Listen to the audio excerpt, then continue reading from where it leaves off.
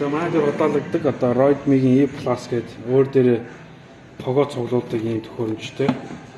Ийм тоос орчийг хэрхэн одоо гэртээ тааруулах, тохируулах вэ гэдэг зааварчилгаа өгье. За хамгийн түрүүнд та Roidme гэдэг аппликейшнийг суулгах хэрэгтэй. За энэ Roidme гэдэг юм бичиг гарч ирж байна тийм. За сая Wi-Fi reset хийх хэрэгтэй. Төхөөрөмж асгаад энэ хоёр коннектор нэг зэрэг 5 секунд орчим дарна. Wi-Fi reset хийлээ гэж. За та усныхаа Bluetooth-ыг асаах хэрэгтэй. GPS асаах хэрэгтэй. Wi-Fi асаах хэрэгтэй.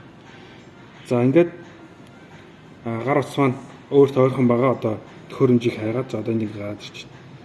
За ингээд сонголоо. За тэгэн готлаа энэ төхөөрөмж рүүгээ эхлээд өөрийнхөө гэрийн Wi-Fi-ийн мэдээллийг илгээнэ.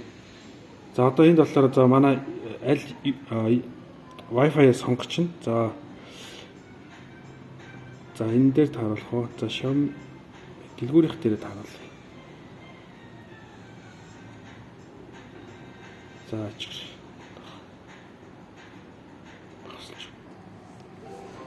За ингээд энэ Wi-Fi сонголтууд гараад ирэн тэгээд өөрийнхөө Wi-Fi-г сонгоод за Wi-Fi-ныхаа нууц үгийг оруулна шүү. Хүмүүс нөгөө аккаунт, имэйлийн пассворд дотор оруулах гэдэг. Ямар нэгэн байдлаар шинэ пассворд зохиохгүй. За би одоо дэлгүүрийнхаа ингээ пассворд нууц үгийг хийчих. За энд ирэхэд ямар хөө процесс явагдаж байна вэ гэхээр за энэ уг төхөөрөмжийг гэрийнхаа Wi-Fi төхөөрөмж рүү холбож гин гэсэн үг. За тэгэхийн тулд ямар Wi-Fi руу ямар нууц үгээр холбогдох вэ гэдэг мэдээллийг эхлээд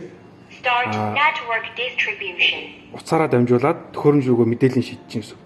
За энэ мэдээллийг ашиглаад уг төхөөрөмж маань гэрийнх нь танаа одоо гэрийн Wi-Fi руу өөрөө холбогдож гин гэсэн үг. За робот тоос орчийг бол заавал гар утастай холбосон байх ёстой. Тэгжиж бүрэн дүүрэн ажиллана. Холбохгүй зүгээр ингээд цэвэрлэгээ хийгээд яваад тахлаар нөгөө газрын зураглалаа ерөөсөө хадгалдаггүй. Тэгэхээр одоо юу гэдэг нь тодорхой нэг хэсгийг ингээд цэвэрлжээд босчаад идэг ийм талт. За ингээд шууд ерөнхийдөө болчихж байгаа. За ингээд төхөөрөмжийнхөө нэрийг солихоор солих шаардлагагүй болоо тэгээд ингээд арчна гэсэн үг. За ингээд шууд ерөнхийдөө ингээд өрөөнийхөө зураглалыг LiDAR гэдэг энэ технологийнхоо дагуу ингээд үүсгээд эхэлнэ. Гэхдээ бүх хэсгүүдээр өөрөө заавал шалгаж за энэ хамгийн уртлын хэсгийг нь бампер гэдэг. За энэ юуг нь авчиж. Одоо энэ гэж хөдөлж байгаа нь бампер. За энэнгөөр ерөнхийдөө бол ингэж мөргөж явдаг. Нэг удаадаа заавал мөргөнө. Яагаад вэ гэхээр гэрт одоо юу гэдэг нь байнга нэг байршилтай байдаг хатуу үйдэл биш. Одоо жижиг дийл суул ч юм уу те одоо таавч ч юм уу гутал ч юм уу байвал энэ бол ерөөсөө байнга байдаг биш юм байна гэдгийг заавал таних хэрэгтэй. За хана очиод мөргөх юм бол дахиж тэр хан руугаа мөрөхгүйгээр ингээд цэвэрлэгээ хийе явдаг байна. За ингээд ерөнхийдөө ингээд холбогдчихин. За эндээс ингээд тохиргоонуудаа хийчин. За шууд цэвэрлэх те. За хэсэгжил цэвэрлэх, бүсээр нь цэвэрлэх, тодорхой нэг цэхийг очиж цэвэрлэх ч гэдэм үү те. Хэмжлийн ийм сонголт боломжууд байгаа. За эндээс мөн одоо бусад бүх тохиргоонууд за хилээ сольж болж гин. За voice command одоо voice-ных нь одоо дуугийн хэсгэж сулж болж гин. За мөн одоо гараар бас өдөрч болно. За remote control mode гэдэг. За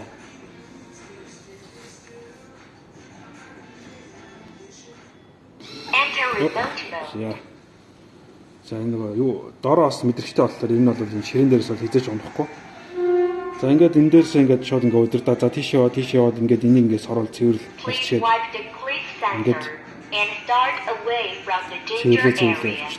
За ингээд эхлүүлэхдээ бол ямар нэгэн байдлаар унахаар ийм байршил дээр байрлуулж болохгүй. Тэгэхээр ингээд аюултай газраас одоо холдуулаад тэгжиж эхлэнэ гэдэг юм анхаарал авч байгаа шүү.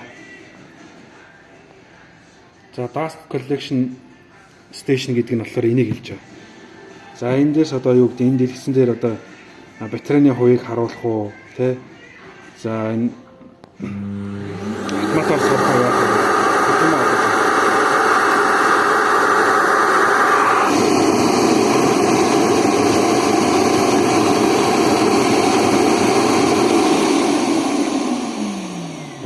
усан дээрээ нөгөө хоёр дарчглаар шууд ингээд механикаар сурвалдаг. За яг одоо өөрөө ингээд цэвэрлэгээ хийгээ ингээд явж байгаад ингээд ажлаа дууссан ч юм уу, эсвэл батарей дууссан, эсвэл тоосны савнд дүүрсэн тохиолдолд робот тоосгч маань өөрөө яваад очихлоор уг төхөөрөмж маань өөрөө тоосыг сурлаад өгчдөг. Ийм байгаа ш. За ерөнхийдөө бол бичлэг маань зөвхөн одоо холбогдлын зааварчилгаа өгөх байсан боловч одоо ойр зургийн товчхон мэдээллийг бас өгчлөө. Тэгээд та бүхэн өөр асууж тодруулах зүйлүүд манай чат мимол гэдэг пэйж хуудасаар болон 77 40 3000 гоцоор холбогдоод дэлгэрэнгүй мэдээлэл авах боломжтой шүү. За баярлалаа.